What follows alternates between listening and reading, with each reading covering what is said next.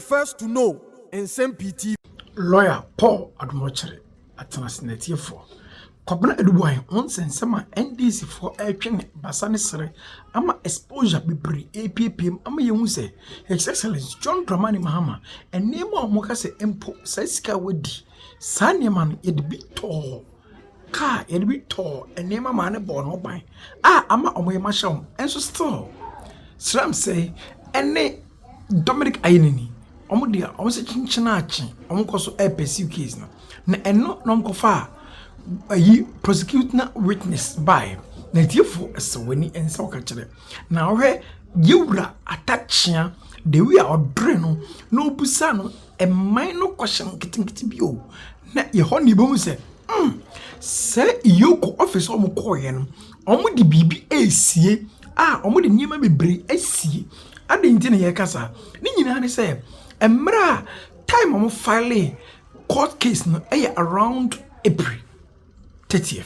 Na April mu oba na ye kana asem so ono so ye witness prosecuting witness no na ono na ye deputy anaso ono na ye adwuma wo office Kwabena Eduboy na adwuma office odi adanse etia Kwabena Eduboy no sebe ya ono befa no ho adi NDC strategy omo fa no se wa oni obi ye adwuma bia sa de bebo pa no adi adanse etia miwa time ye file case na ya file on no witness and rather on the 9th of May ye file case na a fine file on there miwa na the report watchone ahodo miensa na mba akọ no file na eno na lawyer Atta Akyea se debi oti ase nyi na onim se case na file before we file wo there na eno against and decide ya miensa na odi kan mienu odi kan twere ebeka ho na miensa file ni nyina na judge na grant ye anya ko yiko recording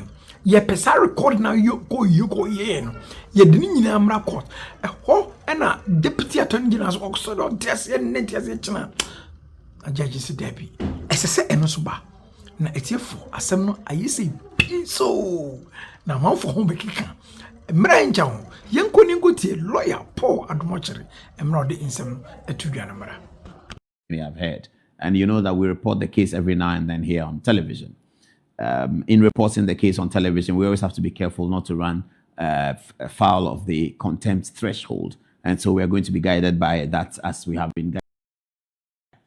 Today, we are going to lead you into one of the important cross-examinations that have happened in the Kwabena Eduboy trial. Okay, let's go to it. Now, is a cross-examination of can we start? Yes. Okay, they're going to put it together. It's a cross-examination of a lady.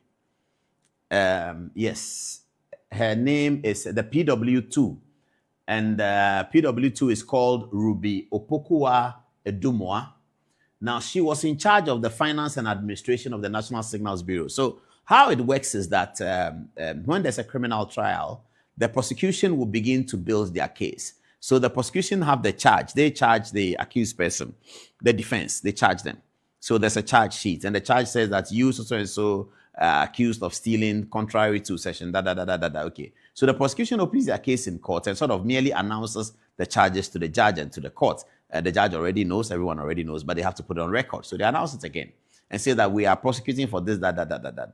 They also tell the court that in prosecuting, we are going to be calling Mr. XYZZZZ to support our case. And that's what they call them, prosecution witnesses. You may have heard something about some people who are being accused now becoming prosecution witnesses. That's a matter for another day. Today, we are not on that yet. So the lady called Opokuwa, can I get the first page again? Ruby Opokuwa Edumwa is one of such prosecution witnesses. She's a director of finance for the National Signals Bureau, and Kwabena Eduboy is being prosecuted for acts and omissions, or omissions and acts of something he's alleged to have done in his capacity as the Director General of the National Signals Bureau. So in that capacity, this prosecution witness too, Ruby Opokuwa Edumwa, was Kwabena's head of finance.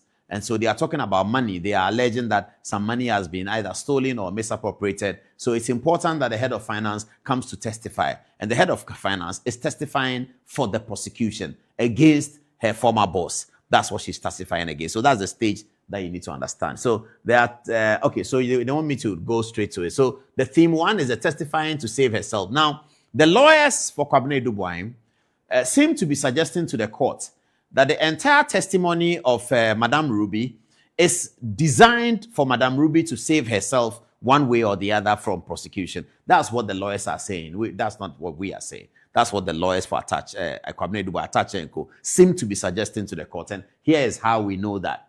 So we go straight to the question and answer. So there's a question here that, have you ever filed an asset declaration form? Ruby says, no, my lord. Atta Akyea says, do you remember the last statement you wrote out for the benefit of Iyoko? Ruby says, I do not remember. Atta Akyea says, is that the statement? So Atta Akyea shows her the statement, says, is that the statement that you signed out for the benefit of Iyoko? She says, yes, my lord. And Atta says that, and you wrote it yourself? And then she says, yes, my lord. And Atta goes on to say that, what is the date on the statement? Then she says, 9th May 2025. Then Atta says that, do you know when the accused persons were arraigned before this honorable court? Then she says, no, my lord, I do not know. So her statement is signed, her statement that she gave to Iyoko is dated 9th May. And so counsel for the defense asked her that, your statement is dated 9th May. Do you remember when the accused persons came to court? Because normally the statements are taken before you come to court. The statements are part of the investigation. So they are taken and then you come to court. So by the time you come to court, you have done your statement already. So she says she did her statement on the 9th of May. And then the lawyer is asking that, do you know when the accused persons were arraigned? She says, no, she doesn't know. Okay, then the lawyer gives her something, a document, and says, have a look at the charge sheet. He gives her the charge sheet. What date is filed? And then she says, my lord, it's 30th of April, 2025. Then Atta Akyea says, I suggest to you that that was the date the accused persons were arraigned before this honorable court. And then she says, my lord, I am not aware. Then Atta goes on, I suggest to you that after the arraignment of the accused persons before this honorable court, you gave the statement you referred to dated 9th May 2025. Then she says, yes, my lord. What the lawyer is trying to say is that the statement that you have written, you wrote it after the accused persons were arraigned. You didn't write it as part of the investigation, even though you were also interrogated. And when you were interrogated, you wrote a statement. But by the time you wrote the statement, it wasn't 30th of April. 30th of April is when they arraigned them. And your statement says 9th of May. So the lawyer is trying to understand, why is there a statement after the people have been arraigned? I'm not too sure what he's getting to. But these are the facts of the matter. Another question comes in. Even against the backdrop that you were investigated by Iyoko, you were not charged. This one is what I missed. The question is, from the document you are holding, you were not charged with any offense. She agrees, says, yes, my lord. Then Atta says that even against the backdrop that you were investigated by Iyoko, you were not charged. She says, yes, my lord. And the lawyer says, and you were very happy for that. It's a question. Then she says, yes, my lord. My lord, I believe investigations are supposed to find out the truth. So if Iyoko deems it fit that I am not charged, I cannot comment about it. Good answer. Oh, well, I shouldn't comment on whether it's good or bad. I take that back. Atta says that the 3 statements you mentioned that you delivered to Iyoko, they have excluded the statements you signed out to Iyoko on the 9th of May 2025. Is that not so? She says, no, my lord. My lord, for clarity's sake, I wrote 3 statements, including this one. So the counsel for the defense is saying that the lady says that she wrote 3 statements. Only one has come. And the one that has come is actually dated beyond the time that the accused persons were arraigned. That's the point that the lawyer is trying to get to. And then she agrees. Then the lawyer then makes an application to the court as follows. Counsel for the accused persons. My lord, at this juncture, this Atta Akyea speaking. My lord, at this juncture, we pray for your order for the 2 other statements to enable me continue with the cross-examination. The court, counsel for the Republic, is hereby ordered to retrieve the said 2 other statements from Iyoko and file same not later than the close of day of tomorrow, 13th November 2025. Counsel may continue with cross-examination on a different line pending the filing of the statement ordered to be filed. Okay, so the judge agrees with Atta Akyea that if the lady has written 3 statements and you brought only one to court, and the one you brought is actually dated beyond the time the prosecution, the time that the accused persons were arraigned, then we need to see the other two. And then the judge says, yes, prosecution, bring the other two statements. So we go on. We'll finish just now, don't worry. It says, the next one is, when you came into the space of Iyoko, they informed you that the interrogation is being recorded. Is that not so? And then the lady says, yes, my lord. Then Atta Akyea makes another application to the court. Counsel for the accused person says, my lord, I pray for an order that the voice recording be brought to court. Okay, so that's where the fight begins in court that day. So Atta Akyea says there are three statements. You have one. We need both. He makes an application to the court. The application is granted immediately. The court says order it. Atta Akyea further asks her that when you went to Iyoko for interrogation, they recorded it, isn't it? The lady says, yes, they did. They told me they were recording it. Atta Akyea then makes application, my lord, we want that recording also. And then here is the response from Nsem-Pii, counsel for the Republic. He says, respectfully, my lord, we are opposed to the request on grounds that the subject matter request does not satisfy the grounds for further disclosure. My lord, the Supreme Court recent decision is to all intents and purposes an obiter, and regardless of how elaborate the court puts it down, cannot constitute a ratio decidendi. Okay, good point. I believe she's making this point because Atta Akyea may have argued that based on a Supreme Court decision, these recordings must be given. And the Deputy Attorney General is trying to distinguish, as they say, those Supreme Court decisions, calling them obiter. That's another conversation we can have. Obiter is not the main ruling. It's something that a judge says. The ratio decidendi is the main ruling. Ratio decidendi is Latin. Some say decidendi, which is the germane matter of. So if they take me to court or they take anybody to court and they say that you crossed the red traffic light, and the judge says that, yes, I believe that he crossed the red traffic lights. I don't even like the black car he was using. Black cars are not very good because when you drive black cars in the afternoon, you can't see well. All of that, what the judge said, black cars are not very good. If you drive a black car in the afternoon, you can't see well. It's called obiter. It's not the main issue. The main issue that the judge was ruling was whether the accused person has crossed the red light or not. So Nsem-Pii is saying, now what is important that can be imposed on the court is the ratio. Where Supreme Court has decided something, all other lower courts must follow the decision of the Supreme Court in a similar or the same matter. So sorry, I needed to digress to explain that. But let's get back onto the thing. So he says that the Supreme Court's thing was all not ratio. It continues. It says, my lord, this is the Attorney General speaking. The issues before the court is what determines what the ratio of a decision is. Correct. If the court decides to veer off and make pronouncements on matters which do not form part of the issues before it, and in respect of which arguments were never taken, the authorities on what constitutes judicial precedent is clear on the matter. And therefore, this court and all other courts are not in any way bound to follow a decision which is contrary to precedent. So the Attorney General opposed the point that the recordings from Iyoko should also be brought to the court. He opposed it vehemently. He goes on to say, my lord, the precedent for this matter still stands, which is the Supreme Court's well-considered decision in Bafuboni, which this court has digested in my lord's erudite, most immaculate ruling, which is that relevance is a key consideration in determining application for further disclosure, respectfully submitted. So the Attorney General is saying that the recording at Iyoko is not relevant. And then Atta Akyea said it's relevant. Eventually, the Atta Akyea responded, but we will not take the response because we don't have time. And then the arguments continued. But eventually the court said, by court, the opposition is overruled.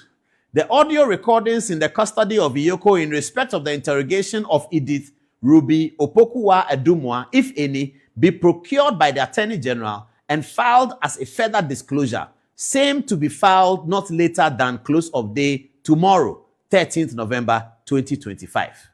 So this is what happened. This is what happened in the court. So you get it, isn't it? Now the judge said, bring the other statements, bring also the audio requirements. So the Attorney General's opposition was overruled. All right. The cross-examination then continued.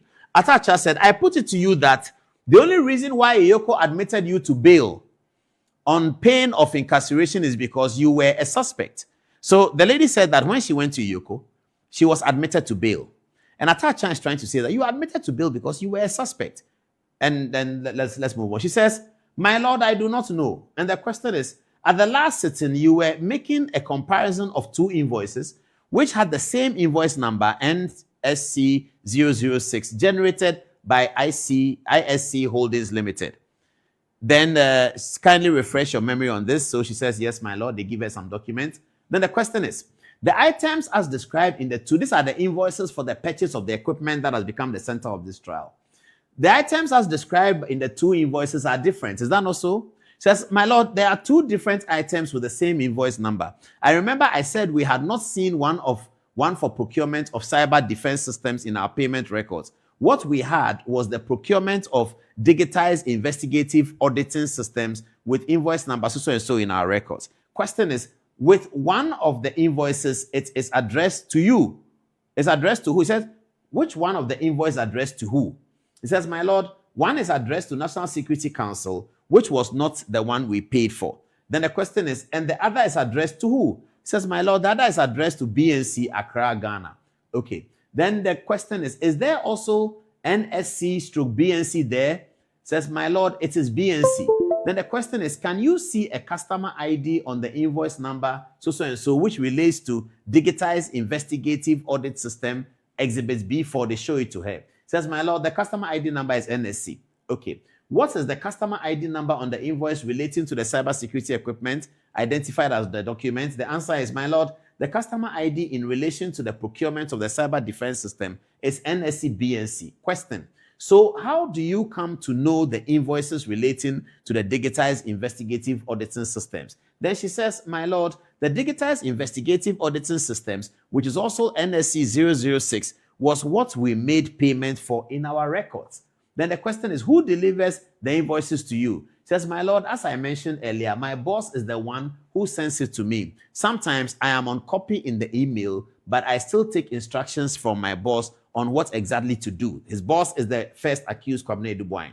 Question is, when your boss has not sent a copy of the invoice to you and you are not kept in the loop in the email, you have no knowledge of the invoice. Is that not so? And said, yes, my lord. So the court then rules. Suit is adjourned to the 9th, 10th, and 11th December 2025 for continuation of cross-examination of second prosecution witness by counsel for the accused person. Witness steps down. So this is what happened. This is the latest. The lady is now being cross-examined. It turned out that two of the statements that she wrote, which the defense counsel were hoping to rely on, was not available. An application was made by Leonard Atta Akyea. It was successful. That application initially was not opposed by Nsem-Pii, the Deputy Attorney General, who is a lawyer on account. Then another application was made by Atta Akyea that we want also the video recording, the video and the audio recording of the interrogation when you went to Yoko.